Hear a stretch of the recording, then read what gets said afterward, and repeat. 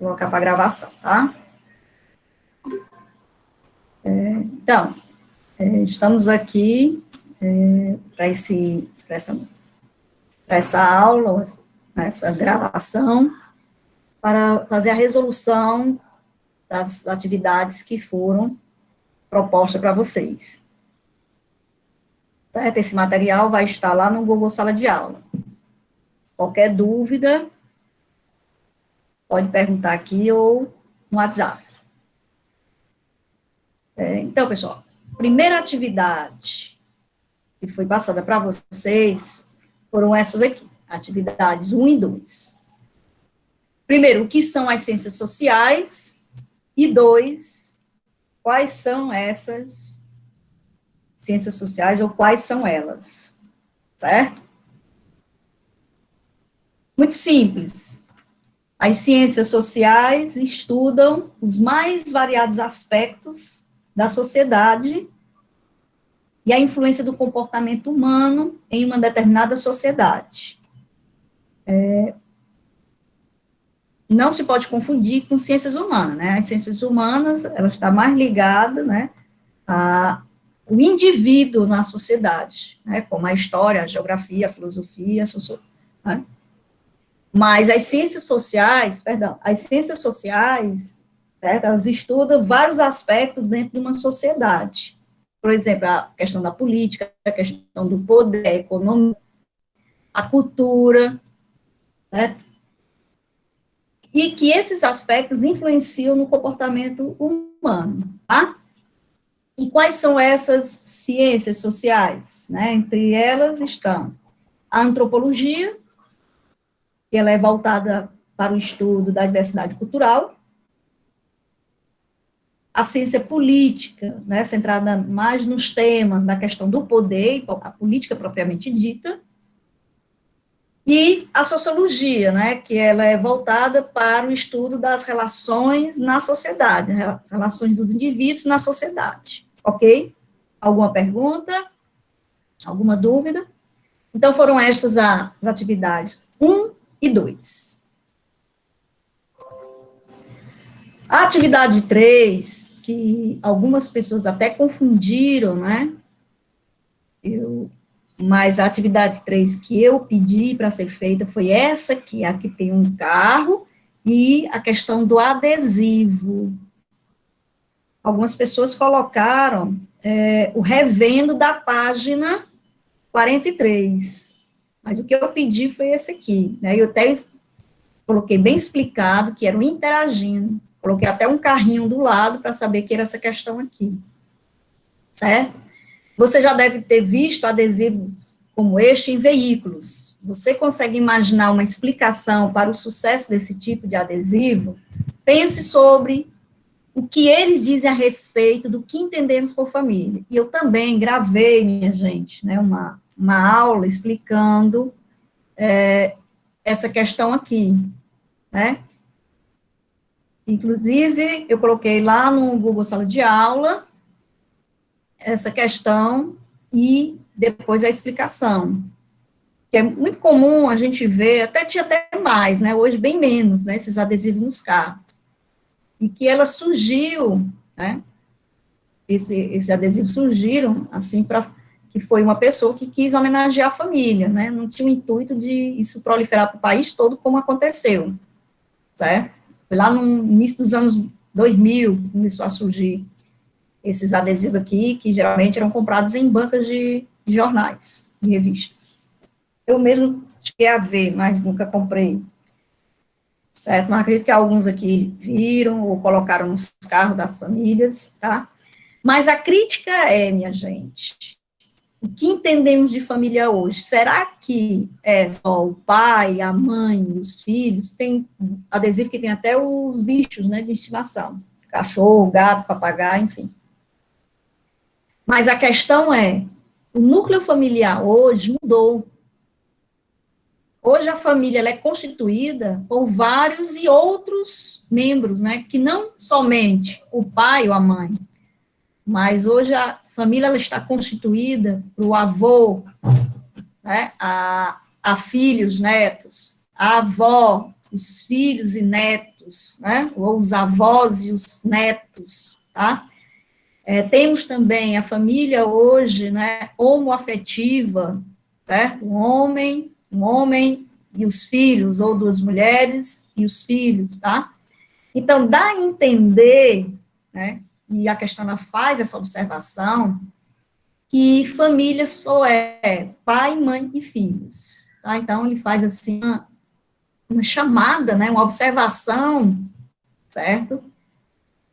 Para que pensemos, né, nesses outros tipos de família, certo? Então, isso aqui foi a questão 3. Eu pergunto, alguma dúvida, algum questionamento?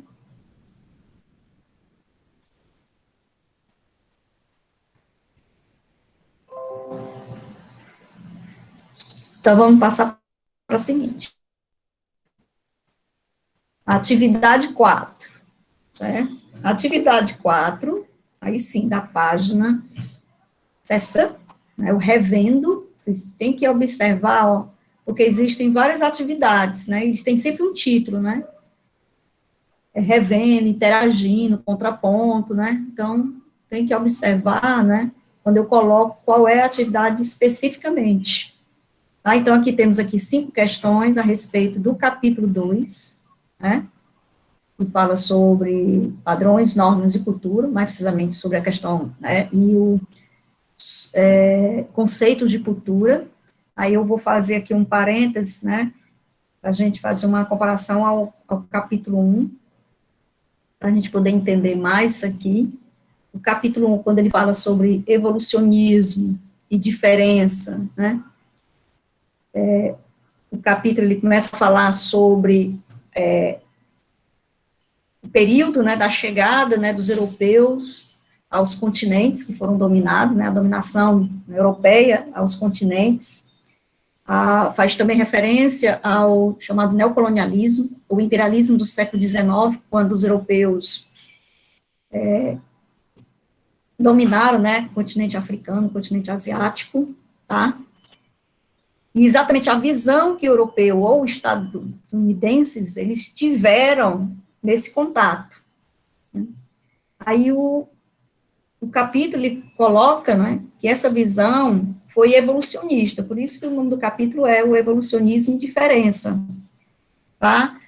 Porque dentro da visão europeia ou estadunidense, pessoal, essas sociedades que foram dominadas, mais a sociedade europeia, fazem parte de um escalonamento, de uma hierarquia cultural, ou seja, existem, né, na visão deles, né, cultura mais evoluídas e cultura menos evoluída. Aquelas culturas, por exemplo, que têm uma base familiar, por isso que fala sobre a questão da família, tem uma base familiar, aí eles consideram que sejam sociedades mais evoluídas, portanto, uma civilização. Então, aquelas sociedades que não são organizadas, eles colocam como se não fossem evoluídas, como se não fosse civilização. Para que fosse uma civilização, considerada uma civilização, ela tem toda uma organização, toda uma tecnologia, tá? Ou seja, não levando em consideração as características, a especificidade de cada sociedade, bem como de cada cultura, dentro de uma visão mesmo preconceituosa, certo? Aí o capítulo 2, ele vai o quê? Vai se contrapor a essa visão, né, a esse conceito de civilização, tá? Então, vamos lá, para a atividade. A primeira diz o seguinte, olha, como a ideia de cultura se contrapõe à de civilização, ou seja, a ideia de cultura contrária ao conceito de civilização a partir, né, do antropólogo Franz Boas, né? Franz Boas foi um dos antropólogos mais importantes do século XX, tá? Foi o primeiro a utilizar o termo cultura, a definir, a conceituar a cultura, tá certo? Então, é o seguinte, a ideia de civilização impõe uma única medida para avaliar todas as sociedades, certo? Se a gente for falar de uma sociedade sob o ponto de vista de uma civilização, que é civilização e que não é, minha gente, aí a gente está avaliando, né, de simplesmente de um ponto de vista, só de um ponto de vista. Então, essa ideia de civilização impõe uma única medida para avaliar toda a sociedade, como se tivesse uma única coisa para avaliar se aquela civilização ela era evoluída ou não, certo? Então, essa noção de civilização supõe uma escala de valores que favorecem a quem? A classe dominante, aqueles, né, que dominaram. No caso, né, vamos dar exemplo aqui, a questão da colonização da América, por exemplo, né? Para os europeus, eles eram civilizados, e os nativos aqui não. Mesmo sendo diferentes, né, mas eles viam, né, que os nativos, eles não eram evoluídos. É como se vivessem na barbárie, como se vivessem na selvageria, certo? Então, para o europeu, a sociedade deles, numa escala, né, vamos dizer assim, evolutiva, era a mais, vamos dizer assim, civilizada, né? Era mais civilizada, tá bom? Então, assim, a ideia de cultura foi formulada justamente nesse ponto, né? Aí o Franz Boas, ele diz, ao contrário de se pensar em cultura, deveríamos pensar em quê? Em culturas. Sempre utilizar o termo cultura no plural, culturas, porque não existe uma única cultura. Uma cultura, ela não é mais importante do que outra, elas são o quê? Diferentes. Então, por isso que existe o quê? Culturas. Entendem isso, pessoal? Dentro do ponto de vista aqui, né, do antropólogo Franz Boas, tá? Alguma pergunta, alguma dúvida?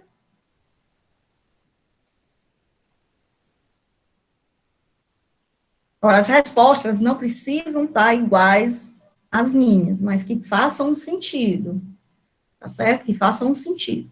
Aí a segunda diz o seguinte, por que o relativismo cultural pode ser visto como o contrário do etnocentrismo, certo?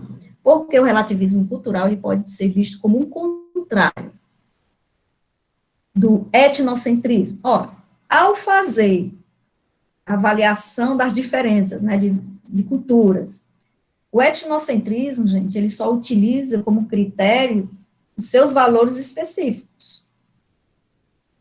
E todos os que se afastam desses valores são considerados o quê? Atrasados. Então, o relativismo, em contrapartida, ele pretende o quê? Evitar esses valores específicos, né? Que sejam utilizados para avaliar sociedades diferentes. E argumenta, né? Que cada cultura ela deve ser entendida apenas em seus próprios termos. Não fazer comparações. Me diga uma coisa, será que eu posso comparar a nossa cultura aqui, no Brasil, com um país muçulmano? Porque a partir do momento que você faz as comparações, você está já, né, fazendo juízo de valores. Ah, aquelas mulheres, elas utilizam burro, utilizam aquelas roupas, né, é feia, não sei o quê.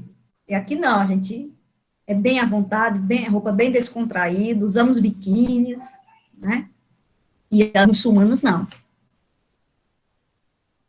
Mas e aí, isso faz parte do costume deles, o que para nós é diferente. Não faz. Mas nem por isso, gente, a gente pode dizer que essa cultura, né, a nossa, é melhor, né, é superior à outra. No Japão, na China, enfim. A partir do momento em que você faz comparação, você está fazendo juízo de valores. Então, o relativismo, gente, certo? É você poder colocar, entender, né, que cada cultura, né, ela tem as suas características, tem as suas especificidades, certo? Ok? E o etnocentrismo, ele faz com que você faça juízo de valores, veja de forma preconceituosa a cultura do outro, certo? Tá bom? Terceiro, como os discípulos direto de boas viam a cultura, né? Os discípulos aí, ele está colocando, são as duas, desculpa, as duas alunas, né, de Franz Boas, né, que são as autoras Ruth Bennett e Margaret Mead, né? Elas vão além desse conceito de culturas, né?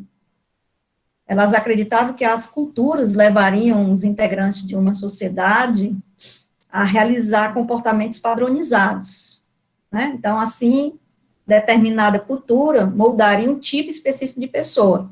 Ou seja, obrigatoriamente, aquela pessoa é dessa forma porque faz parte da cultura. Mas também pode ser diferente, né? Não é uma coisa padrão da sociedade. Né? Por exemplo, mulheres que usam, né, mais uma vez aqui, aquelas burcas, faz parte da cultura, mas nem toda mulher, né, nesses países, eu não falo dos fundamentalistas, usam aquilo ali. Tá? Por exemplo, assim, no Egito, né, as mulheres no Egito, né, é um país muçulmano também, mas as mulheres já não usam, né, tem mulheres que usam roupas, vestidos que não são, né, aquela vestimenta muçulmana, né? Certo? Então, ao se estudar os comportamentos, que foi isso que elas fizeram, seria possível chegar a essas personalidades padronizadas, que existem, né? Também essas pessoas que são padronizadas, né? Isso aí reflete muito a cultura da qual fazem parte, tá? Ok? Então, como é que elas viam, né, essa questão da cultura? Que acabam por padronizar comportamentos, né? Nesse sentido, tá bom? Quarta, qual a grande mudança na percepção de cultura ocorrida no século XX? Exatamente aí, dando continuidade aos estudos, né, dos discípulos de Boas, né, de Franz Boas, né, que a grande mudança aí na percepção da cultura, minha gente, foi a passagem do comportamento ao pensamento. Ou seja, para autores do final do século XX, a cultura não era mais observável nos comportamentos, mas estaria em padrões e regras que organizam o pensamento dos integrantes de uma cultura. Quer dizer, a mudança estabeleceu um conceito que se preocupa com a dinâmica cultural e as transformações, porque passa uma cultura sem que deixe de ser ela mesma. Certo? Vou dar um exemplo aqui. O rapper é um estilo, né, de música que não é aqui, não é brasileiro. É dos Estados Unidos, né? São dos Estados Unidos, na verdade, certo?